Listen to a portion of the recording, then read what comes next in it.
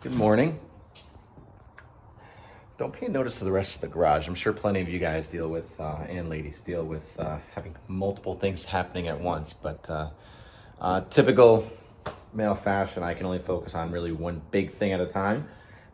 So I'm in the garage and I wanted to just kind of walk you around what's going on here. I haven't set everything up yet, but a couple things I've done here for the project is, number one, I've got my weed stop here.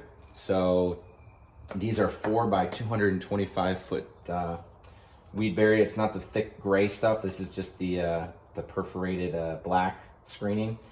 I should say perforated, but it lets water through. But however, these are only 30 bucks at my local BJ's. So I picked up 2 of them because I'm gonna be rolling those out across the entire perimeter for where the playground's gonna sit on once I get that leveled. And to get that somewhat level, it doesn't have to be perfect, but just so that it's sitting a little bit better, I went and picked up a tamper. This is a Razorback. It's a 10 by 10. It's all steel. So as you can see here, doesn't have a separate wooden handle. It's all been welded together. It's one piece essentially. That was only like 30 bucks at Home Depot. That was on sale, so that was a good one. I'm a little bit of I don't want to say a tool snob because I'm not any type of contractor, but I do happen to have a affinity for Milwaukee. So needed a bigger level, so Milwaukee level, why not?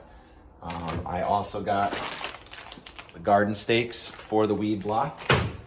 And then I did pick up, so I have my drill, and I got my bits, and I got everything else I needed, but I said, if I'm gonna be putting together a swing set with these different types of, the bigger bolts that gotta go through to hold all the framing pieces together, on top of that, doing a lot of drill driving into the surround, and I'll show you what that's gonna look like.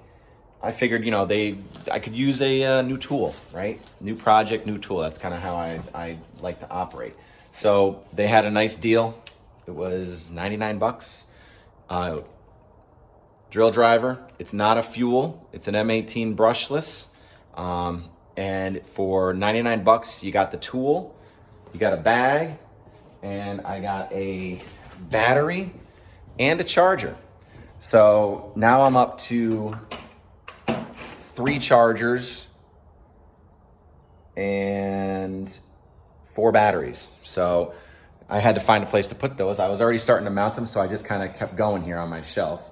So I got all 3 chargers. One's a Rapid, ready to go. I have 2 red lithiums, just the standard red lithiums. I have now also the red lithium compact 2.0. It's the 2 amp. And then I still have, for my 4th battery, I've got my 9 amp red lithium battery, so the big boy here. That's what came with the trimmer, but I use that for the trimmer and the blower basically. So there's the blower, there is the trimmer. So just kind of adding to my Milwaukee collection. I also have the shop vac, which I'm actually putting back on a warranty because it did stop working after a few things. So we're gonna see what the warranty has to say about that. However, this little guy should be awesome to use and make a pretty good difference in the speed at which I can get things done. The other things I wanted to show you, I'm gonna switch hands here. My arm's getting a little tired. So a couple other things that I picked up. So for the framing, I've got a couple of cornered plates to mount on the inside of each corner. Keep everything squared up. I bought the 1-inch screws that are going to be driven in for those. I've got a box of these strong drives you can see in there. These are 2.5 inch, number 9 2.5 inch box of those to go through. And that's going to secure the wood panels together. And then I got a tarp. It's not anything big, it's like a 6x8. And the reason I got the tarp is because all the gear that's in those boxes there, all of the plates and the mounts and the bolts and everything else is gonna be, instead of being strewn all over the yard, just kind of tossed around, I'm gonna lay them out on the tarp. So the goal is Saturday morning to come out here and just lay everything out on the tarp before everybody gets here and starts helping me out. That way, I am not dealing with pieces everywhere and potentially losing them. So that'll be a little interesting again, but for a couple bucks, I get a nice spot to put everything out on. Next, we're gonna go ahead and show where we are in the project. and see what the land looked like when it was being cleared. All right, a couple more sips of coffee in me. I am walking around back here. So there's my lumber. There's my all the boards I'm using. I actually just laid them out this morning. They were stacked up in the corner. We've had rain the last 2 days, so I wanted them to dry out in the sun a little bit before I got going. These are 2x6x10s. I got 14 of them because the area I'm doing is 20x50. The Swingset, I think it calls for like a 20x30, but I've also got a 16-foot round trampoline. So I'm gonna go out 50, down 20. That gives me enough room to put this and the Swingset all in the same area, the same mulch. The kids' water table will go back there, the sand table. So that's literally gonna be their play spot. So I don't have to worry about anything being on my lawn.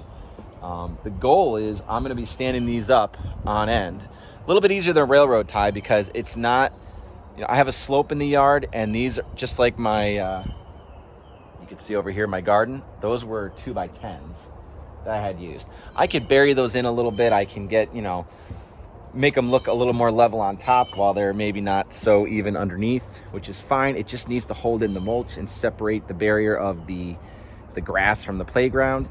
But that way I stand them up on end. Like I said, I have the corner brackets, and I bought 2 extra pieces of these because what I'm going to end up doing is I'm going to cut one up into sections, and where those boards meet is where I'll put that piece right behind, and then I'll screw it all in on both sides. So that'll hold those 2 boards together, give it shape. And the other thing I did is I found these guys for like $1. These are like deck railing stakes. And I'm actually gonna cut this in half and cut it at another 45, just like it is on the end here, about halfway down. And I'm gonna come around, and wherever I do a mount board, wherever these touch, I got the 10-foot lengths, because again, 50x20, I need 5 pieces on each long side, 2 pieces down the ends, and it'll be a nice little boxed in spot. I don't have to do any special cuts. And wherever those joints are, I'm gonna go ahead, I'm gonna drive this stake in as far as it'll go in the ground. And then I'm going to go ahead and screw it right to the framing. And that's going to, again, for $1, they're already kind of there. I could have used rebar and staples and other things, but that's going to do exactly what I wanted to do. It's just going to help hold its shape and keep it from just moving in and out while I've got it secured this way. So that's what I'm doing with the board. You'll kind of see as I'm going through and building it. Tomorrow is going to be a build day. Actually going to be somewhat of a clearing and a build. This evening, I'm hoping to get back here with the tiller so I can start breaking up the dirt around the area. I've got a long working rake. I can level that down and start playing around with the soil and get it to a good spot. And hopefully, if not tonight, maybe tomorrow morning I can get out here and I can start putting down the weed block before I go ahead and throw those logs in. So with that, I'm going to go ahead and show you the rest of the yard and what this guy ended up doing for me, which is really awesome. All right, so what I'm actually gonna do as I walk through here is I'll do a pause because I want to show you the before and afters. I was working that day, so I didn't get to come out here a lot and pay attention, other than just looking out the window. I also don't like to bother people when they're working, especially when they know what they're doing. It just seems more of a nuisance versus just letting them go. He showed up at 9 o'clock, stayed right up until 4, and came in here like a beast. And it was he had a John Deere 35D. It's a little mini excavator with a blade on it, and the blade articulated for him, which was awesome. So he was able to get some grading done. But you could see all this. I'm just going to kind of slowly walk it back. Has now been cleared out for me. Even behind the shed and around the backside, I had another mound back there of some pretty good fill that he moved around for me. And then there's my pile of wood and some extra brush that I'm going to use for kindling. However, my yard literally from here, follow the grass line as best you can, right? This grass line was where the woods started. So this was all just leaves, brush, vine, and those wild vines are such a pain in the ass. Trees, dead trees, just all kinds of just nastiness. And he went in there and really did a number and taken out all the stumps that were in here, took care of those, got rid of all the stumps. And yes, it's pushed up in the back. My property actually goes farther up. I could have piled this. I could have gotten a dumpster for it. I could burn it. I'm not there yet because the priority is the Swingset right now. So I can get to this as long as this is now cleared. But he did more than I actually even expected. So, because I really only needed, and you could see the stakes here and over there, that cleared out. So now I've got quite a bit to work with, and I'm gonna come over here to the corner. And I'm still not even at the corner of my yard. The corner of my yard is up still that way. But just to give you an idea of how much more property, again, I feel like I've essentially doubled the backyard. You can see the space back there behind the shed. A lot of extra space back here now, which is really, really nice, especially if I'm gonna be able to get some grass back here, move my garden around, hopefully get a little more sun on the pool. So again, this is a beautiful thing for me to see, especially, you know you have the property when it's filled in like this, but you don't ever realize how big it is until you start seeing it cleared out. So I'm gonna go ahead now. I'm gonna post some the pictures, maybe like a little bit of a slideshow for you to see the machine working and the befores and the afters. So stick around and take a look at those and enjoy.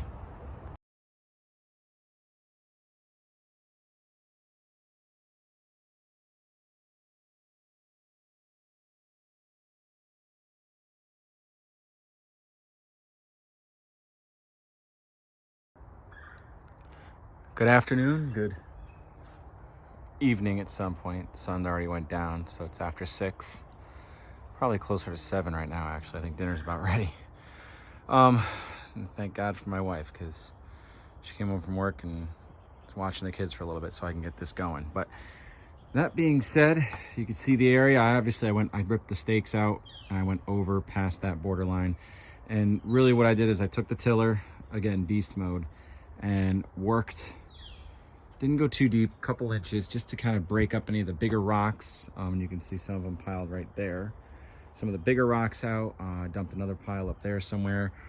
And now I'm just taking the big rake here and just kind of going over it and just pulling it back, just getting all the roughage out, just to make it a little bit smoother. I am going to go around and tamp a little bit, not heavy in the middle, just kind of light, and then more around the edges where I'm going to put the board, so it's got a nice solid footing to lay into.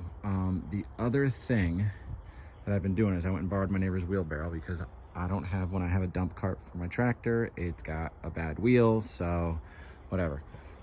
Is all of this good clean fill here that I've got that was actually there, and you can see there's the shed. It was all right here. He helped move it around and kind of clear it out and spread it. I've been taking this because this was a low spot. You can see the mud down here. This was kind of a low spot, so I've been just dumping in a couple wheelbarrows, actually 6 so far. I'm going to tamp that down a little bit, throw a bunch more in there just to kind of bring that up so it sits level with everything else.